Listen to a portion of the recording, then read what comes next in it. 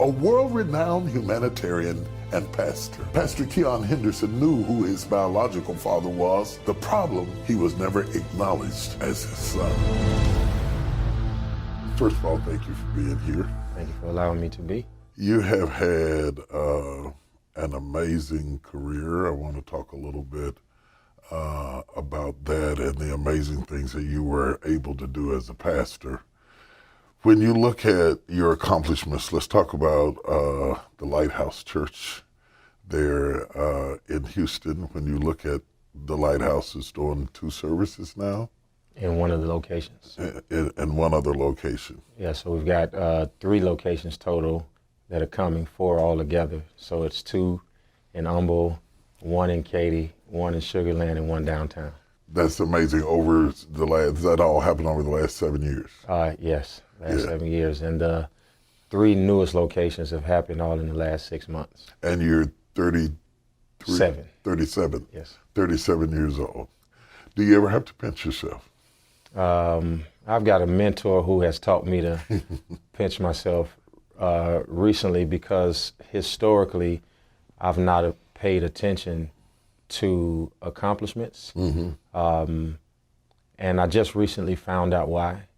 I really have spent the majority of my life living in 2 locations, either past or future. Mm-hmm. Very rarely have I ever lived in the present. Mm-hmm. Then recently I read something that said that the ego can only survive in the past or the future, and it doesn't survive in the present.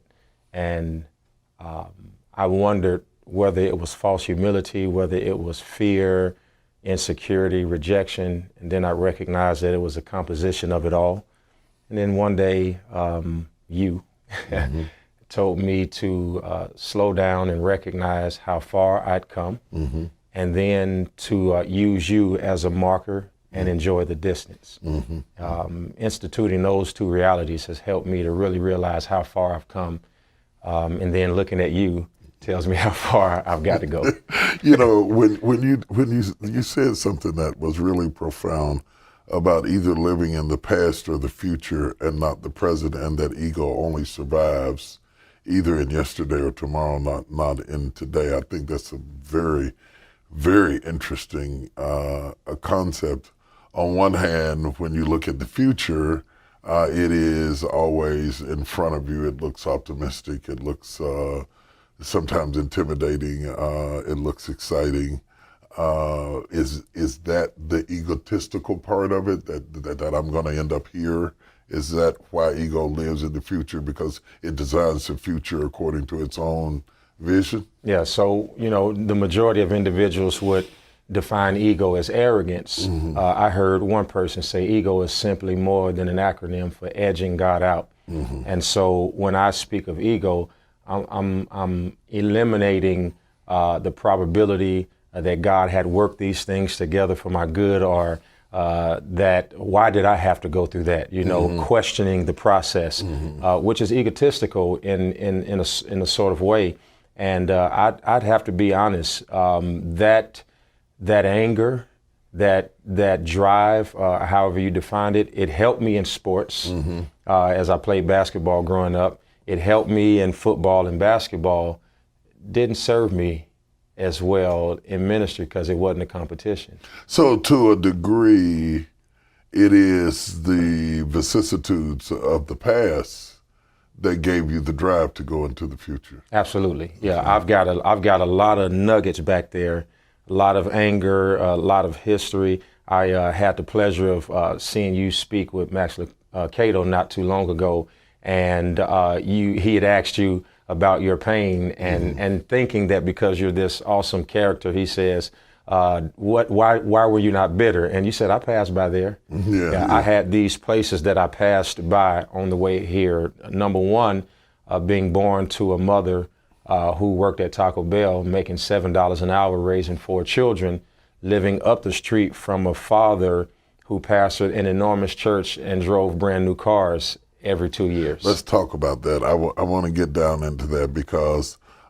this is really about you're just a perfect example of what I wrote about when I wrote Crushing, because a lot of people would see you now and they would see your success and they see your multi-site locations. They would see you commanding the pulpit with authority and power, and all types of people following you, your leadership at such a young age. So if you're talking, you're 38 now and you've been doing it for the last 7 years. So from 31 years old till now, you have been welding the pulpit in such a way that you have amassed thousands and thousands of people, some from the very upper echelon of Houston, right down to grassroots. People look to you as pastor for direction, for guidance. They would never think that you had come from a time in your life of peril. 25% of millennials were born in single-parent homes. So that's particularly single-parent homes with mothers, single mothers raising children. Your mother was raising 4, working at Taco Bell, minimum wage, 4 kids, barely getting by, a little bit of money. I've seen the pictures of the house. It's substandard housing. All the odds are stacked against you. You should have been a drug dealer. You should have ended up in prison. You should I passed by there. You passed by there. I passed by there. Yeah, that's good. That's good to know. So you were seeking options, trying to fill a gap, because you were exposed to church early. Yeah. Okay, and served in the church. Mm-hmm. And served your pastor. Yes, sir. You were his adjutant. Yes, sir. How long was it in your life that you served just purely as an adjutant without any understanding that you were related to him? Oh my goodness. Well, that's it's a loaded answer, because I served him all the way until I got my first assignment. So I found out he was my father at 12. Okay, so I wasn't really certain. Let's stop right there, because a lot of people just gasp. Okay. You served a pastor as an adjutant, and at 12 years old, you found out that your pastor was your father. Yes, sir. How did you find out? Well, there was an event at school, and it was a father-son event called Dads and Donuts, and went to the event and saw all of the dads there. Mm-hmm. And just decided to go home and ask my mother one day, who is my father? And I went home and I asked her, and she looked at me and she paused. And I know her. I know my mama. Mm-hmm. I know her. I can see her sitting here and she's 100 miles away, but I know her. And I knew something was wrong. Mm-hmm. And after what seemed to be an hour, which was probably 10 seconds, mm-hmm. she says, Dr. Brooks is your father. All of my siblings are in the room at the time. They say nothing. I ran out of the room screaming, because for every year that I could remember, I used to pray and wish he was my father, because he was this quintessential example of what a father should be. I saw him taking care of his other children. I saw him building a ministry. I saw him amassing wealth. I saw him building apartments for the less fortunate, community development corporations. He was a multi-site church in the 80s. Mm-hmm. Mm-hmm. So wow. I saw this growing up, and the moment I found out, honor became hatred. Why? Because I couldn't figure out how he could tell everybody every Sunday what they needed to do with their families. And I witnessed him not do any of that for me. And I got angry. And so I asked her, could I confront him? And she said, yes. I went to church.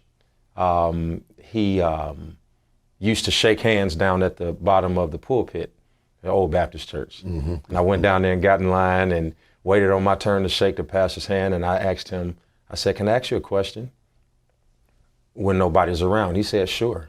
As I was his little guy. I mean, I could see now that he had preferential treatment for me, but mm-hmm. I didn't know what all of that was. Mm-hmm. And so we went out into the fellowship hall, and I looked him in his eyes like I'm looking at you, and I said, are you my father? He said, yes. I said, when were you going to tell me? He said, eventually. I didn't know what eventually meant. Mm-hmm. I didn't know what that meant. And so I said, do you mind if we set up an opportunity to speak? He said, yes. That was on a Sunday. He decided Wednesday would be good. He had a Jeep Cherokee. I never will forget. He picked me up from my house, 204 West 15th Avenue, picked me up from my mother's apartment, put me in the car. We started driving down the street, and I had a list of 12 questions. And I asked him the first question. The first question was... Before you tell me what Yes. the first question was, how does it feel riding in the car, anticipating a conversation that is so important to you and totally uncertain of what the answer might be? What were you feeling? I was nervous, very tactful to ensure that I would present myself as a son that you could be proud of. Mm-hmm. Making sure that I made no mistakes, so that way when this conversation is over, you would grab me and you would take me back to that church, and that you would tell everybody, this is my beloved son in whom I'm well pleased. Right. I anticipated. You had a vision of how it was going to go. I did. It didn't go that way. He died in January of last year, and it still never happened. He never acknowledged you. No. When you tell me what the first question was. Am I as good as your other sons? Wow. So you felt like his denial at that point was your fault, like maybe he was ashamed of you. Yeah, because he was married when I was born. Mm-hmm. And my mother was a member of the church. Mm-hmm. And my mother was the only child at that time who had children out of wedlock. Mm-hmm. So she was a black sheep. She was the only woman who had only woman in the family, and everybody else was married, and everybody else was upward mobile and doing all of this stuff. And here my mother is, no education, 2 children by the pastor of the church. Mm-hmm. And so that was a hard thing. How did that translate into, am I as good? I'm just awed by the first question. We've never talked about that. No, it sounds like to me you questioned your value or his value of you. Yeah. How did he respond? He responded by making a U-turn and dropping me back off at the house and telling me that I was going to upset him before he had to teach Bible study. He never answered the question. I got out of the car and went back in the house. Wow. So the vision is shattered. So am I. And you're shattered. Yeah. Crushed. Crushed. You go back in the house. And how did that make you feel about yourself? What I initially felt was a responsibility for my mother, because she warned me. Mm-hmm. So I spent all of this time pursuing somebody who was absent, overlooking the woman who was present. Mm-hmm. And she warned me that it would end that way. She told me, you're not going to get anything out of that. But I pursued it because I thought I would be persuasive enough, present myself enough. See, I've got brothers that are athletes. One brother's an athlete, so I know my dad's, he played semi-pro football. You love athletes. Mm-hmm. Dad, I scored 12 points last game. So that's what the origination of the question was. Am I good enough? Because he coached my brother's football team, but he had never come to one of my games. So you associated performance with acceptance. Yeah. And maybe still do, if I dig deep down in there. Wow. Even your performance to me Mm-hmm. says that what I did mattered. Mm-hmm. That my life is still very much performance-based. I didn't have any feelings about him initially. It was about my mother. After we had our talk and everything calmed down, I went back to being mad at him. Mm. I didn't realize until I was this age that I needed to have more grace for him than I did before I arrived here. So is some of that feeling of confusion brought about by this is like your superhero? Your servant, there's a special bond between an adjutant and a pastor. I mean, the only guys who are good at that, the only way you can be a good adjutant is that you love the pastor. You absolutely have to love him or it doesn't work. So you love him, and then you find out this object of your adoration is your father. I mean, your dream came true. You asked, you know, I wish he was my dad, and now you have this conversation, and he turns your car around, drives you back home, drops you off, and says, you're going to upset me before I have to preach, as if that were more important than you. Again. Something else is more important than me again. So you got crushed again. What was it like? Because you didn't leave that church. Your mother didn't leave that church. No. Your sister didn't leave that church. No, sir. And we haven't even talked about that she was also his child. How could you sit there? I admired him as a pastor. I don't know what it is about the way my mind works, but I admired him as a pastor so much, and the hope that one day we could reconcile. I learned to just wait. I hoped that every time he would sweat and I would wipe it off of the back of his head, or if I got him the Gatorade that he used to drink afterwards, or the Ricola that he would put in his mouth because he had a very raspy voice, or whether it would be to put his cape on because he used to wear robes. Right. And I would put the cape over his shoulder and I would tuck a towel inside of the robe and put the cape on and lasso the chain.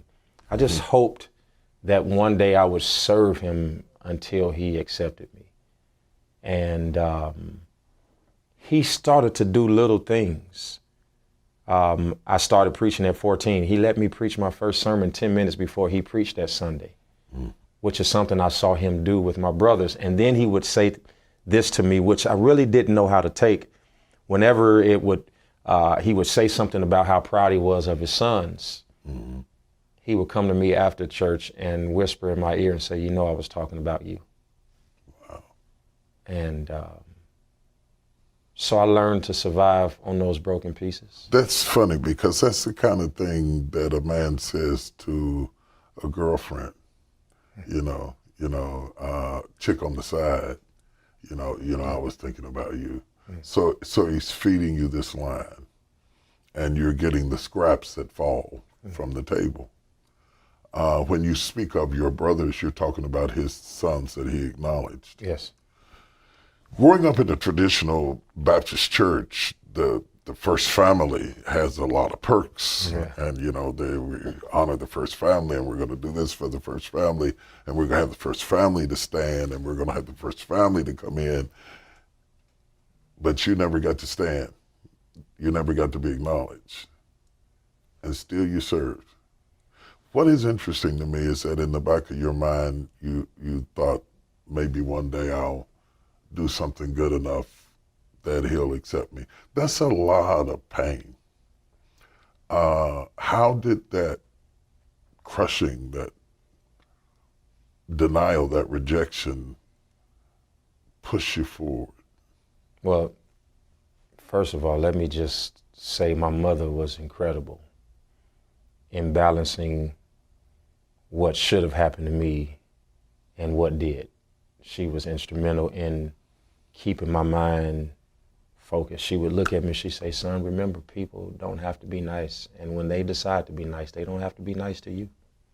She would affirm me, it's not how you start, it's how you finish. He'll be sorry one day, you just see. She would I would feed off of those things. And I think she cried enough for the both of us. To answer the question, how? A defining moment for me was the day that I stopped expecting that it would be. My oldest brother dies. He dies at 89 pounds. This is his son? His son. Okay. So this is your older brother. Secretly? Yeah. Who knows that I'm his brother, who lets me spend the night at the house as a 10, 11, 12, 13-year-old, treats me. So what God had done is he had given me some tentacles into my family, even though I didn't get to go all the way in there. I had some connections. Okay. So I've got my brother who knows that I'm his brother, and he, whether actually or just facade, would be upset with me at his house about my father not taking care of me, but he would do it. So I drove my brother's car to the prom. Okay. Oh, wow. So I've got these tentacles that I'm connected to. And by the way, his name is Cato Brooks, like my father. So my father's a junior, he's a third. Looks just like him. He dies. I don't know if it hurt me more than it hurt anybody else, because my only connection to this larger than life personality is him. And my brother's gone. And we come to the funeral, and I'm in college playing basketball, and I get the call that he's died. And I get in my car and I drive back. It's a foggy night, 1 o'clock in the morning. I drive all the way back home in my 1996 Buick Regal. It's turquoise, exterior, gray interior, dual climate control. I can see it. I mean, you describe it so good, I can see it. I drive, I get there, days pass, funeral comes, and the family is on one side, and the community is on the other. And I'm sitting on the side with the community. And that day I said, enough is enough. I either have to separate from the expectation that this will come, or I'm going to have a disdain in my heart so deep that I don't know if it'll ever be able to come out. The hope itself is torture. The hope is torture. You know, in your book, Crushing, you talked about how the final form isn't the bruised grape, and how it's the grape is crushed. When I read that, the Holy Spirit said to me, yeah, the grape is crushed, but the wine expands, and it only does it in skin. And I thought to myself, when I read that somehow I was modeling that process, and I didn't know that not having my father and being on Section 8 and eating government cheese and not having transportation and seeing my mother walk to Ivy Tech to try to get a bachelor's degree so she could get a better job and be the manager of Taco Bell, which she did, became the manager and hired all of her children, and now we're all working at Taco Bell, and she goes and becomes the regional manager. Wow. That's who she was. Fighter. A fighter. A fighter. And I didn't know that that's what that was.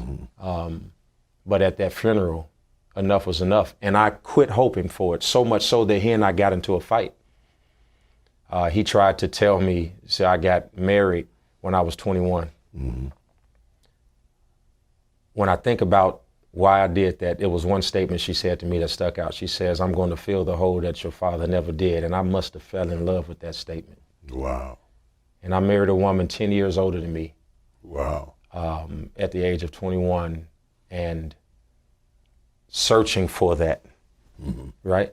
And I invited him to the wedding, and he went off on me on the phone. You don't have any business marrying a woman that's da-da-da-da-da-da-da-da-da. And I think I would have walked away from ever marrying that woman if he would not have been against it. I know now that I went in full force because he was against it. Defiance. Yeah. And he went off on me on the phone, and he told me that he would get in the car and that he would come to Houston and he would take his belt off and that he would whoop me like I was a child. And I said, bring it on, because you're going to get here and you're going to find out I ain't little and I'm going to hurt you. And he never came. All I was trying to get him to do was come. I said everything wrong that a son is not supposed to say to a father to get him mad enough to come. And all I was rehearsing, if he actually would have came and said, you could do whatever you want to do to me. You came.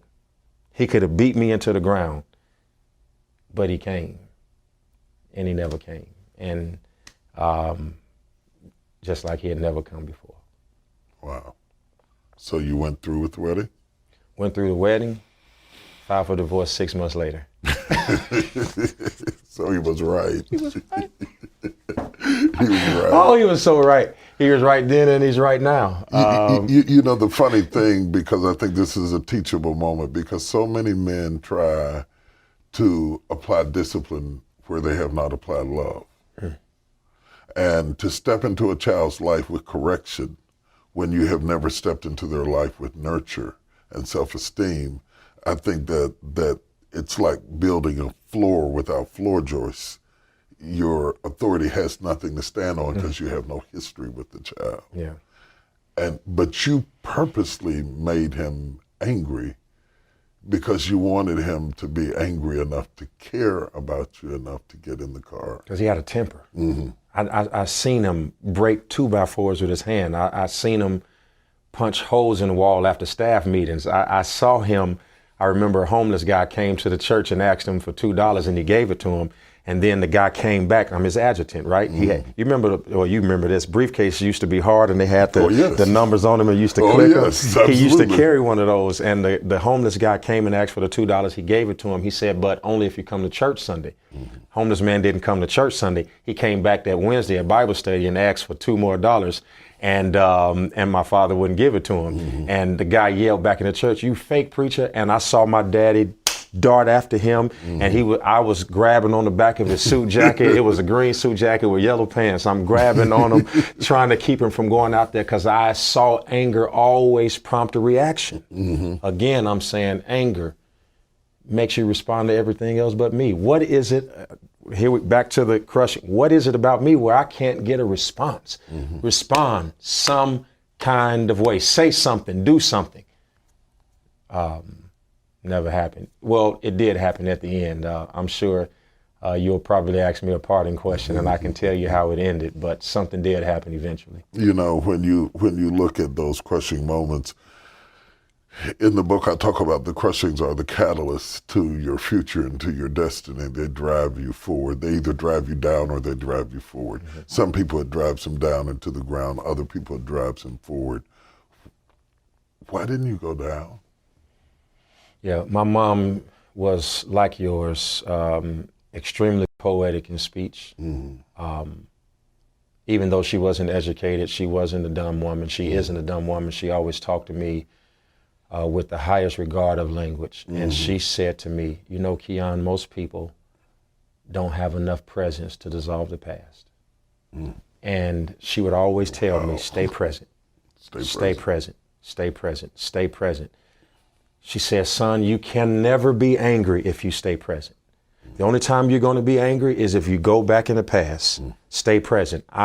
She drilled that in me, and I made it a habit to stay present.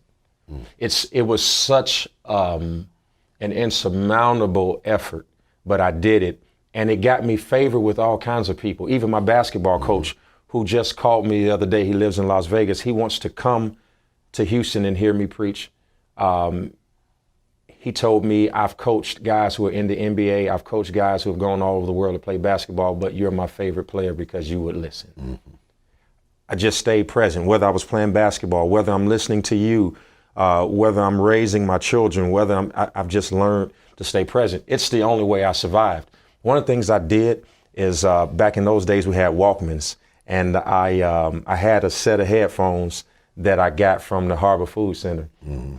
And I spent $1 on a cassette tape. Didn't even know at this time who this guy named Sam Cooke was. And he had this song, and I just recorded it on my album, A Change Gonna Come. Mm-hmm. I used to listen to that song every day. Wow. And my mother would come in there and she would say, if you keep falling asleep with that Walkman on your neck, that cord is gonna choke you and I ain't gonna wake you up. The song ministered to me. It was my mentor. Yeah, one day a change is gonna come. One day a change is gonna come. You're in the car with me. Let's fast forward. Now you're gonna make me cry because All right, go ahead. We're gonna do that. All right. I kind of became the surrogate father. And you're in the car. Can I tell you, do you know what car we were in? No, tell me. Jeep Cherokee. Oh, really? I was just hoping you didn't make a U-turn. I was like, don't make a U-turn. The last time I was in one of these, it didn't work out right. It didn't go too good.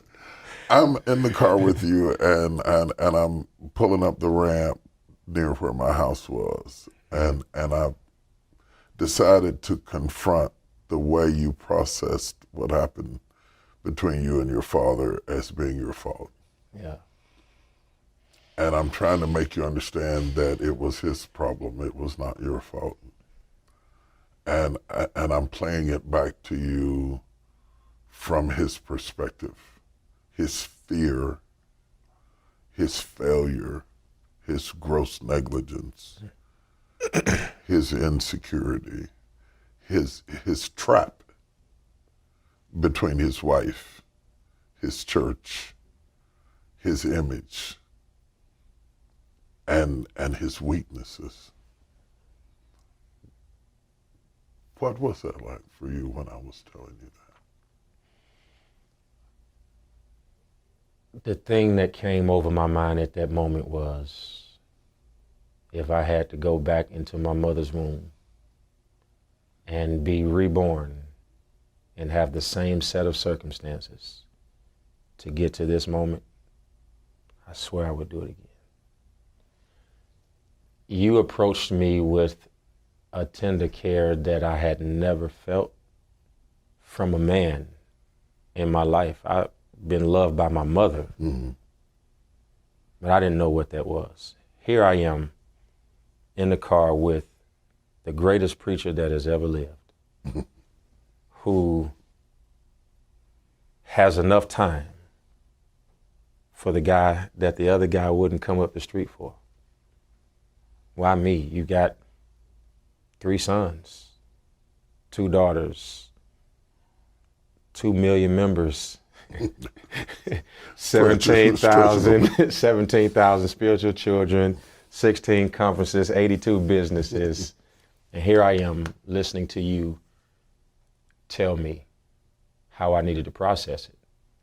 Well, I can swallow that because you've put the equity in. You've already built the floor joist. Prior to that conversation, you've critiqued my preaching. You have critiqued my leadership skill. You've affirmed me where I needed to be affirmed. You have chastised me where I needed to be chastised. You've done all of this construction work, and now I trust you to bulldoze this sacred cow that I've been holding on to. I had no anxiety, no hesitation, confusion, because I didn't think you were right, because you didn't know the whole story. But you were absolutely right. And here I am, a late 20-something, early 30-something, and you're telling me that. And your words to me were, you won't recognize the decisions that he had to make until you are in his position. And now I am close to the age that my father was when I was born. And I understand exactly why he never got in front of that microphone and told that church who I was. You helped me that. And it wasn't about your performance, and it wasn't whether you did good on the basketball court. It wasn't about whether you preached well. It was about his own struggles inside of himself. And there in the car, you wept. And when you told me that you would go back into your mother's womb and go through all of that again just to have me in your life, that brought tears up in me.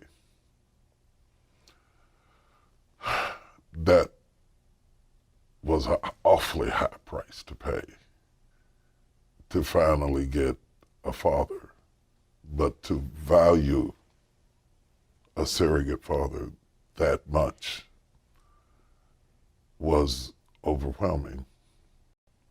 So what you didn't know is that at 12, the situation with my biological father happens. My mother hands me a book that I still have, and she gives it to me, and on the cover of it, it's a father and his little son. And she told me to start writing in it. She told me to write what I cared about, write what I thought, write what I wanted, write my dreams. And she told me to do that. And I make this list of things that I want. And as early as 14, I write in this book. I have the book still to this day. It's falling apart. It's over 25 years old. I will be a trusted son of Bishop T.D. Jakes. And my mother would come into the room and pray that with me every day. So this is 15 to 17 years before I ever lay eyes on you. I had the book on me the first day I ever met you. I still have it to this day. I will lose a lot of things. That book, I will never part with. She gave it to me. And in a sense gave me you before you knew I existed, because she and I united our prayers and hoped that this day would come. And it did. So that day you saw a young man in the car that had a walking start or a running start. You didn't know I was in a bullet train coming in your direction. And so much steam and momentum was built behind that moment that you were not privy to. That being there, those emotions, I wasn't crying about my father. It wasn't him that I cried about. I cried because I finally found a place where I could lay the weight aside. It was relief. Finally, I get to have this conversation, the one that I tried to provoke him to have, the one that I prayed that we would have. It's here, and I'm grateful for it. I thought that that God had called me into your life to fill in the gaps, to show you that you mattered, to invest the energy that should have been there. I never will forget going shopping with you. And I bought you some fatigue pants, True Religion. True Religion. Yeah. And you were standing there like you were 12 years old and just grinning.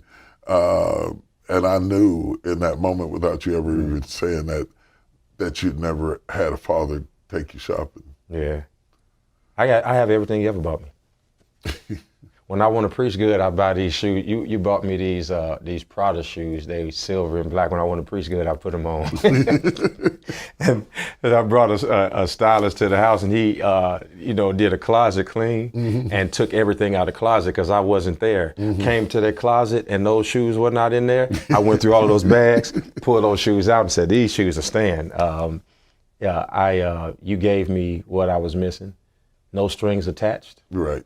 No strings attached, no desire or ask of reciprocity. No. You and I got into almost an argument at the cash register. I'm like, no, Bishop, you can't buy me anything because I didn't know that was okay, you know? I had to buy it for you because I looked at your face and I knew I had never seen you look so happy. And I knew it was a fantasy fulfilled to go shopping with your dad. And then if I let you buy it, it would have ruined the fantasy. Yeah. So I had to buy it like I was getting you ready for back to school, so that you could have that moment. And that feeling was very important between the two of us. Yeah. And I promised you and I prayed for that you would have a reckoning day with your father, and you did. I did. You get the call that he's fading away, and you travel to see him. You go in the house with his wife. Mm-hmm. You go in the room where he is fading fast. This is the last chance to reconcile. You can't drive away this time.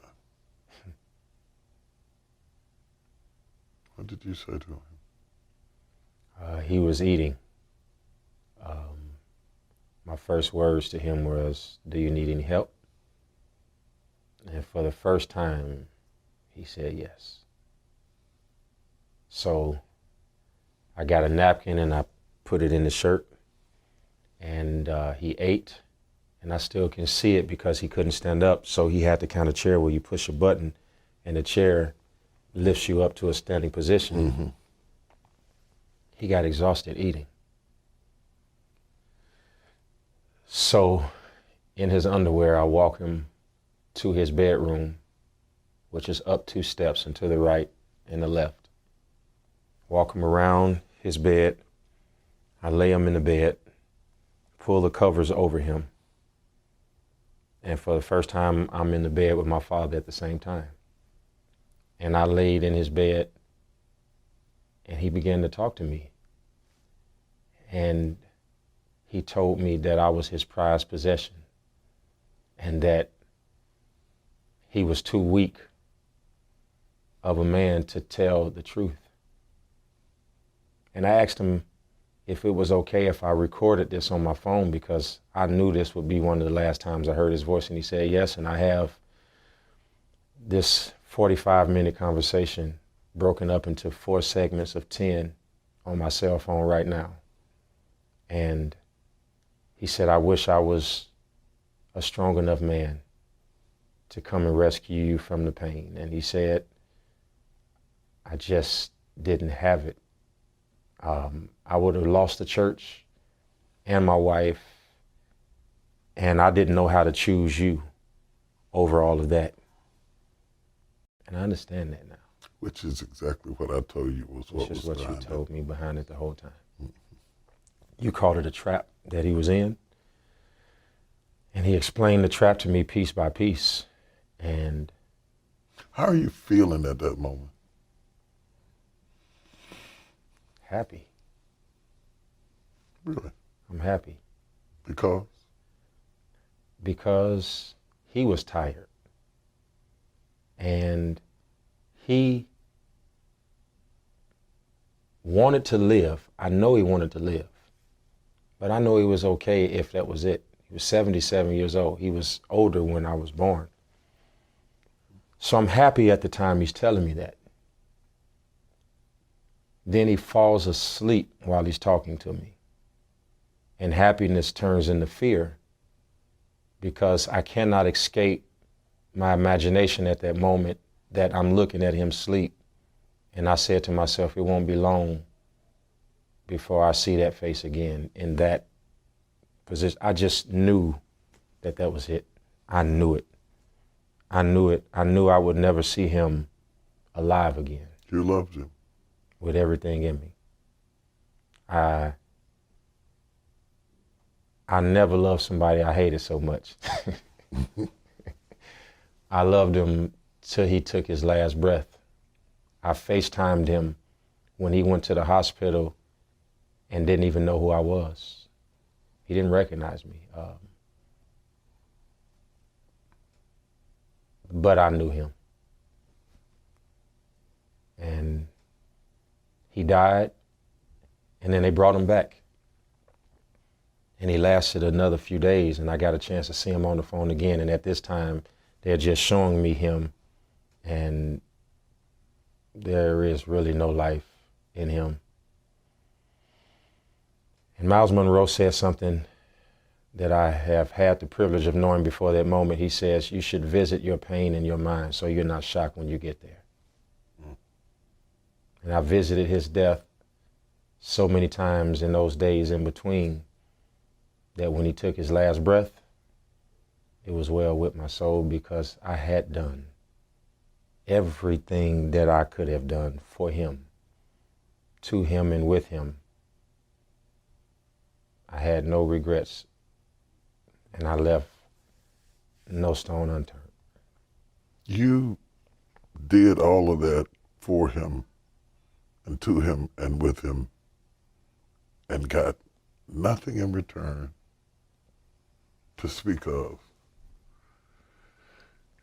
And yet we see so many people who have everything you ever dreamed of, who take it all for granted. And when you see those sons, what do you want to say to them? if you live long enough, you will have to confront the reality behind every decision you're upset with. And that it is so easy to see another's faults. But the real reality of life and the maturity of it is when you're able to see your own. I would say to every son who has everything they want and somehow don't have the veracity to be respectful or to be honorable, that if you live long enough, you will regret that. Because life will present you with a set of circumstances where somebody has to make a decision about how they feel about you. And it would be in all our best interest to not just make our decisions based on those situations that hurt us and those people who are leaving us, but to realize that your path will eventually lead this same way. My favorite quote is, you're born looking like your parents, but you die looking like your decisions. Wow. I'd rather focus on my choices. One of the hardest things in mentoring you, for me, was when he died. Because everything in me wanted to be at that funeral. But I knew if I came in that funeral, I would have to have remarks. And I couldn't think of anything to say that didn't include you. And I knew I couldn't say what I wanted to say about you. And you went to that funeral, and I was worried about you. Because once again, you were not with the family. Did you get closure?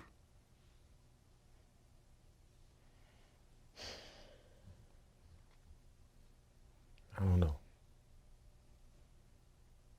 Do you have it now? I do now. What gave it? I came to your house a few weeks after the funeral was over. Mm-hmm. And my wife, you remember she fell asleep on your Yeah, I do. on your chair? Yeah. And you and I talked for hours. And I cried again. But that day you didn't meet me with that emotion that you had in previous times. Mm-hmm. It was like, it was one of those moments. It was like, all right, son, shake it off. Mm-hmm. Let's move forward. Let's process the pain, and let's tell the story. I left your house and I went to preach in Nigeria. Mm-hmm. And I remember calling you at their afternoon, which was your morning, and you still answer the phone. I got a release preaching that day. I told the story for the first time, and I let it out, and the whole church was at the altar, and I was leaning up against Pastor Bill Dooms at Coles. I was leaning up against his LED screen, crying, and he's standing on the front row looking at me, and I was like, this is it. I'm released, God. I knew that I had closure when I could tell the story. Mm-hmm. And not feel bad about it. Mm-hmm. And I got it in the motherland. It was in that preaching moment that I felt like, whew, it's all over. And it was around my birthday in July of about 2 years ago. And that's when I got the closure. Wow. A year ago, I should say. I'm sorry. The son who wiped the sweat off the head of a man that he could never acknowledge as his father, though he was. The son who climbed up in the bed with a man that was dying to finally hear something that he should have heard when he was a child, is now preaching all over the world, is now pastoring multiple sites, is now owning his own businesses. You have your own companies. You have carved out your own future. You have done what a lot of men have not done at 50 and 60. Do you recognize that the very thing that made life so horrible is also the very thing that pushed you forward. Absolutely, I do now. I absolutely know that now. Yeah, it was good that I was afflicted. I absolutely know it now. And I absolutely, I revel in the fact of how God works in that crushing, right? And I remember you standing on the stage one day with grapes in your hand, and you were squeezing them, and the juice was running down your hands. And I remember, you know, because all of us brothers, spiritual brothers, we cry every time you speak. And we were looking at each other and we were saying, that's us. Both the grapes and the juice in your hand. And I absolutely know that that pressure makes me precious. You know, one of the things I also learned is that isolation often leads to invitation.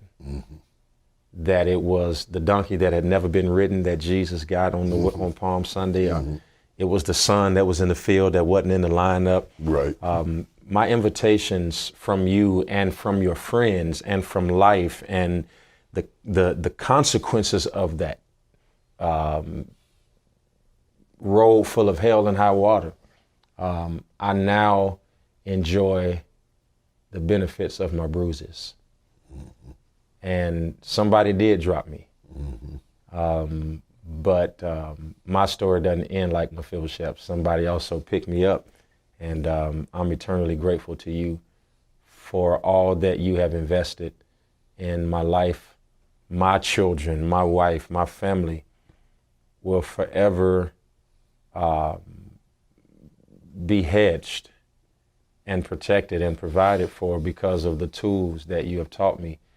And my hope is that the wine that has come out of my crushing, that while you have breath in your body, I can present you with a bottle of it so that you can enjoy what you poured into me. Wow. Wow. You took me aback with that. As we come to the close of this interview, I just recently went down to your church to preach. Is that what you called that? It was. It wasn't preaching. I don't know what that was. I wish I could have rented the Reliance Stadium. It needed to be 80,000 people there. It was a moment that went around the world. Yeah. I've gotten calls from Australia and Africa and London. People streamed all over the world that moment. It was a compilation of vulnerability and the Word of God and revelation. But to have you there, to have you in the house, oh man, that was a joy. That was amazing. You are a joy. Thank you. And you are amazing. Thank you, sir. And I am so proud of you. I am so very proud of you. I'm proud of what you've done with your life. I'm proud of how you rose above the vicissitudes of your past. I'm proud of how you have given back to people over top of your pain. I'm proud of how you raise your children. I'm proud of how you hold your marriage together. I'm proud of how you take care of your mother. I'm proud of how you live. I'm proud of how you love. I'm just simply proud of you.